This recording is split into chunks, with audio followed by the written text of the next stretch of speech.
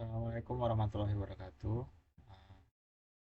Perkenalkan, nama saya Faragi Fati dengan NIM 2210952013. Di sini saya akan menjelaskan tentang hmm,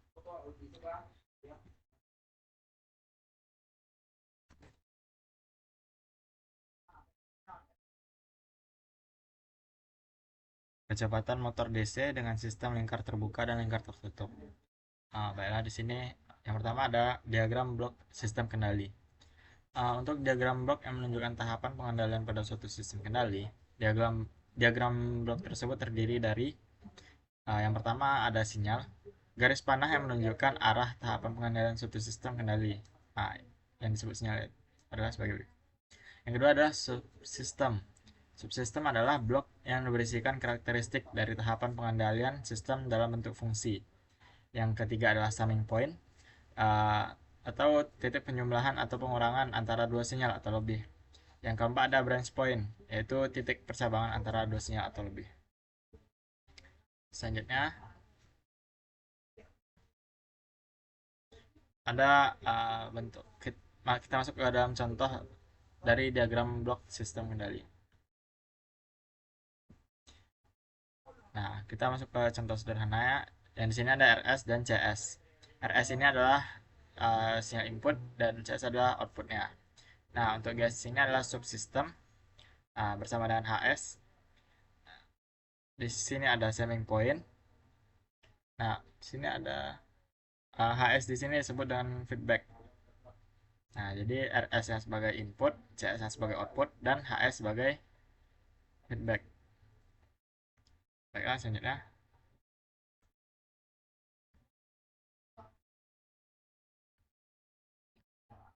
Itu hubungan dari diagram blok.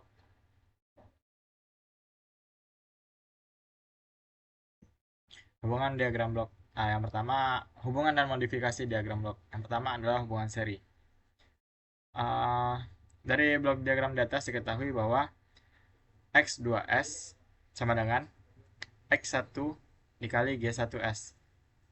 Itu persamaan pertama. Untuk persamaan kedua adalah X3S sama dengan X2S dikali G2S. Nah, atau dapat kita sebut sebagai X3S sama dengan X1S dikali G1S dikali G2S. Nah, untuk yang hubungan paralel, dapat kita lihat dari diagram blok di atas kita ketahui X2S sama dengan X1S dikali G1S. Nah, untuk X3S sama dengan X1S dikali X2S. Itu persamaan kedua ya. Ah, Pada blok diagram di atas terhubung ke titik penjumlahan sehingga dapat kita ketahui bahwa X4S sama dengan X2S sini, X2S dikurang X3S sini. Nah, untuk X4S sendiri dapat kita definisikan juga sebagai X1S dikali G1S dikurang G2S. Nah, selanjutnya modifikasi diagram blok. Yang pertama ada pergeseran titik percabangan dari sebelum sistem ke setelah sistem. Nah, dapat kita lihat X1 G X1G. Nah, di sini X1. Kita ubah titik percabangannya, kita pindah titik percabangannya ke setelah subsistem. Nah, kita lihat sini X1 dikali G. Sini X1G. Sini karena titik percabangan digeser, maka kita tambahkan A di sini. Nah, sini X1. Jadi dapat kita ketahui bahwa X1 di sini kali G dikali A sama dengan X1. Nah, untuk persamaan dapat kita ubah jadi X1 dicoret A sama dengan di G-nya kita pindah ke bawah, jadi A sama dengan 1 per G. Nah, untuk titik percobaan dari setelah sistem ke sebelum sistem, di sini kan titik percobaannya setelah sistem, setelah subsistem G. Nah, kita pindah titik percobaan ke sebelum subsistem. Jadi kita tambahkan A. Nah, Maka kita peroleh persamaannya sebagai berikut. X1 dikali A, X1 dikali A, X1 A sama dengan X1 dikali G, X1G. Nah, dapat kita ketahui bahwa A sama dengan G. Karena X1 dan X1 kita coret jadi 1. Nah, untuk selanjutnya, modifikasi diagram blok pergeseran titik penjumlahan dari sebelum sistem ke setelah sistem. Nah, kita lihat di sini titik penjumlahannya ada tepat sebelum sistem G. Nah, untuk normal ya, X1 dikali G sama dengan X3. Nah, karena titik penjumlahan yang kita geser, maka dapat kita lihat pada gambar berikut. X1 sistem G, titik penjumlahan. Nah, di sini kita tambahin A. Karena di sini ada X2. Nah, persamaan kita dapat sebagai berikut. X3 sama dengan X1 dikurang X2 kali G. Maaf. Ini untuk persamaan yang di atas ini ya. Jadi X3 di sini, X3 sama dengan X1 dikurang X2 dikali G. Nah, untuk X3 dapat kita jabarkan X1 dikali G dikurang X2 kali G. Nah, untuk yang telah dipindahkan titik penjumlahannya, kita lihat persamaannya X3 sama dengan X1 dikali G dikurang X2 dikali A. Maka dapat kita peroleh X1 dikali G dikurang X2 dikali G sama dengan X1 dikali G dikurang X2 dikali A. Maka dapat kita lihat G sama dengan A. Nah, untuk pergeseran titik penjumlahan dari setelah sistem ke sebelum sistem, dapat kita lihat X1 subsistem G, titik penjumlahan X3, sini ada X2. Nah, persamaannya sebagai berikut. X3 sama dengan X1 dikali G dikurang X2. Nah, untuk X3, untuk titik penjumlahan yang telah dipindah ke sebelum subsistem, maka didapat persamaannya sebagai berikut.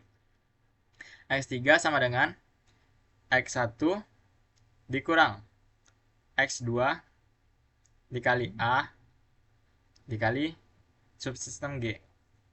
Nah, maka kita persamaannya kita pindah X1 dikurang X2 dikali A dikali G sama dengan X1 dikurang G, dikali G dikurang X2.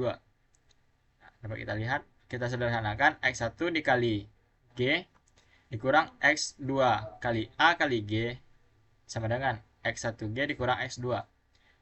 Nah, di sini X2 dikali A dikali G, yang untuk X1 dikali G yang kita coret jadi 1. Maka di sini karena dua-duanya sama-sama negatif, jadi kita coret aja negatifnya.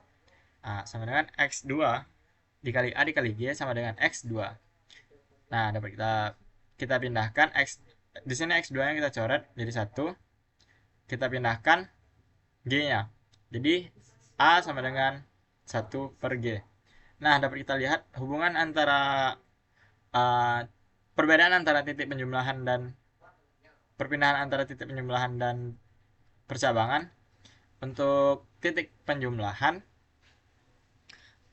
sebelum sistem hasilnya adalah G sama dengan A. Namun untuk titik percabangan untuk setelah sistem maka hasilnya G sama dengan A. Berkebalikan dengan titik penjumlahan setelah perpindahannya ke sebelum sistem sama dengan A sama dengan 1 per G. Namun untuk titik percabangan dipindahkan ke sebelum sistem, maka hasilnya G sama dengan A. Selanjutnya, sistem kendali dengan lingkar terbuka dan tertutup. Nah, yang pertama sistem kendali lingkar terbuka. Sistem kendali yang tidak memiliki umpan balik.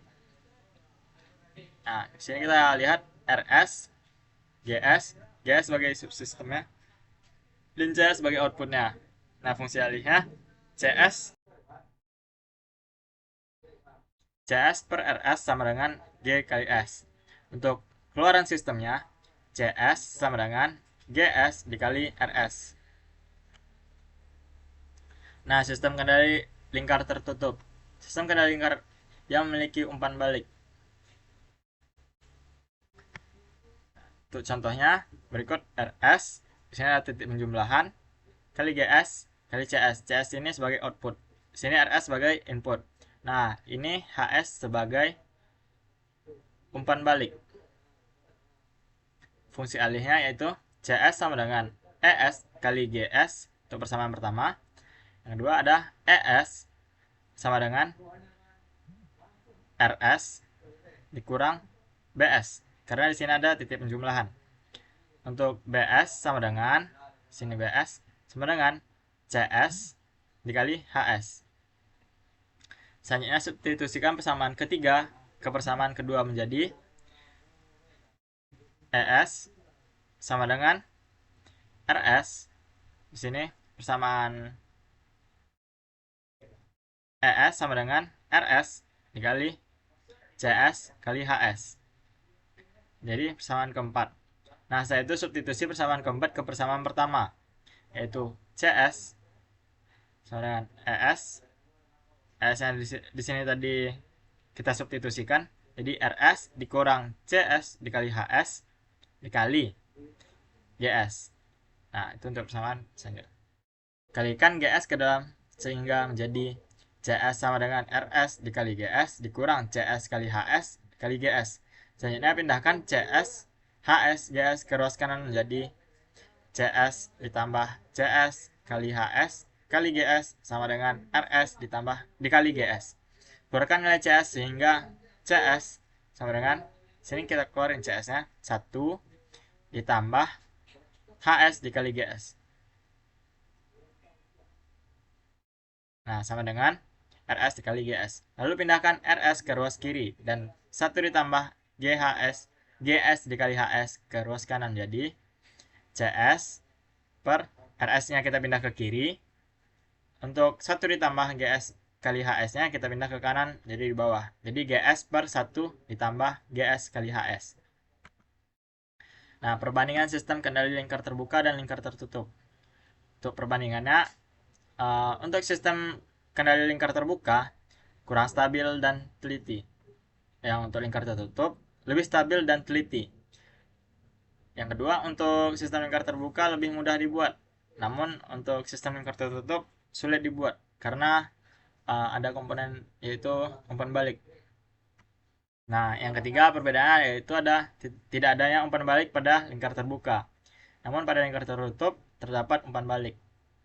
Nah, untuk dari sisi harga, dari lingkar terbuka cenderung lebih murah, namun pada lingkar tertutup cenderung lebih mahal. Nah, selanjutnya adalah pengendalian PID. Digunakan untuk memperbaiki performansi sistem melalui perbaikan respon sistem yang dihasilkan. Contohnya, mengurangi atau menghilangkan nilai error steady state. Yang kedua, meningkatkan kecepatan respon untuk mencapai set point. Baiklah, kita bahas yang pertama, pengendalian proporsional. Jenis kontrol ini menghasilkan output yang sebanding dengan nilai input. Jadi US sama dengan sebanding dengan KP kali E kali T. Dalam domain waktu, hubungan antara sinyal error E dengan sinyal kontrol U dinyatakan dalam persamaan berikut. UT sama dengan KP dikali E kali T. Dalam domain Laplace dapat ditulis sebagai berikut. US per ES sama dengan KP. Karakteristik pengendalian proporsional, jika KP diperkecil, maka respon sistem akan semakin lambat dan rest time akan semakin lama. Jika KP diperbesar, maka respon sistem akan semakin cepat mendekati steady state dan rest time akan semakin singkat. Jika KP terlalu besar, maka respon sistem akan semakin tidak stabil atau overshoot atau osilasi tidak terlihat jelas.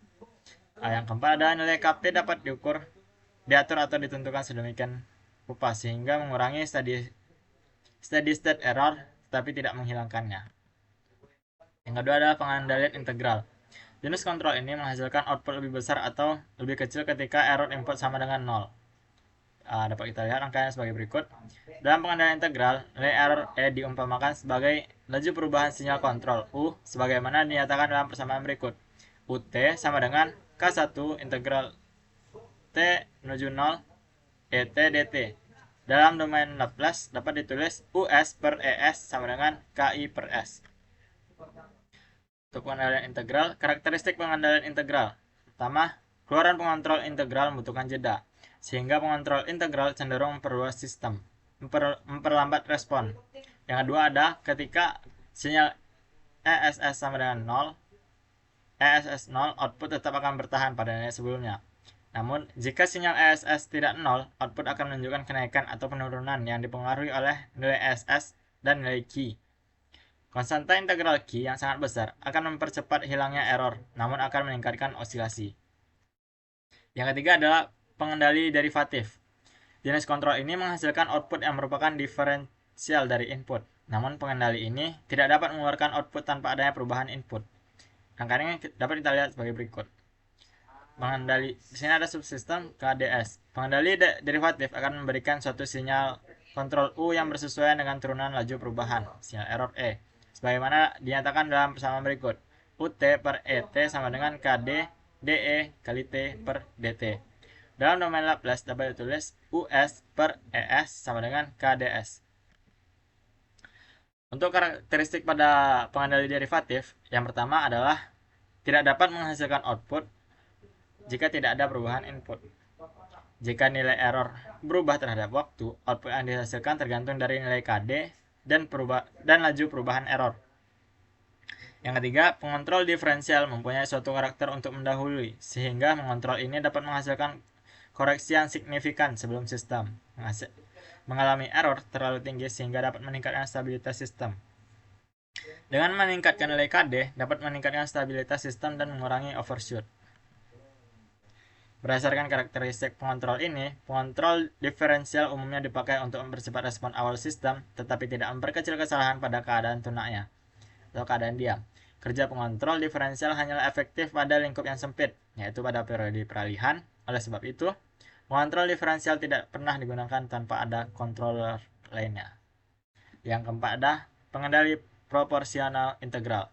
Jenis kontrol ini menghasilkan output yang merupakan diferensial dari input. Namun pengendali ini tidak dapat mengeluarkan output tanpa adanya perubahan input. Nah, di sini sistemnya adalah KP kali 1 ditambah TIS per TIS. Berdasarkan gambar di atas, dapat kita dapatkan UT sama dengan KP dikali ET tambah KP per TI integral T menuju 0 ET dt. Dengan KP adalah suku penguatan proporsional dan TI merupakan waktu integral. Dalam domain Laplace dapat ditulis US per ES sama dengan KP dikali 1 ditambah 1 per TIS sama dengan KP dikali 1 ditambah TIS per TIS. Untuk karakteristiknya, yang pertama, adanya penambahan faktor integral pada pengendali, maka akan memperbaiki respon sistem. Yang kedua, tidak mengembalikan error pada nilai 0, namun menjaga nilai konstan sepanjang T. Yang ketiga, responnya lebih lambat karena nilai error tidak dapat dihilangkan. Yang keempat, nilai overshoot tinggi.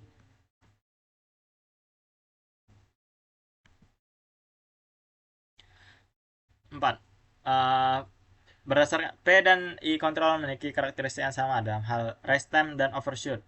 Oleh karena itu, nilai KP harus dikurangi untuk menghindari overshoot yang berlebihan. Nilai KI diambil lebih besar dari KP karena diinginkan untuk meniadakan steady state error. Jika KP kecil dari KI, maka steady state errornya tidak dapat dihilangkan. Yang kelima adalah pengendali proporsional derivatif. Nah, jenis kontrol ini mengoptimalkan kerja dari pengendalian proporsional. Di sini sistemnya KD kali 1 tambah TDS. Dari gambar di atas kita dapatkan UT sama dengan KP dikali ET ditambah KP kali TD DET per DT. Dengan KP adalah suku penguatan proporsional dan TD merupakan waktu derivatif dalam domain Laplace dapat ditulis US per ES sama dengan KP dikali 1 ditambah TDS. Yang karakteristiknya yaitu sebagai berikut. Yang pertama, respon sistem sangat cepat. Yang kedua, overshoot rendah. Yang ketiga, kerja dari differential control saat ini errornya berubah. 6. Ada pengendali proporsional integral derivatif. Jenis kontrol ini menggabungkan pengendali proporsional integral dan derivatif. Nah, sistemnya yaitu KP dikali 1 ditambah TIS ditambah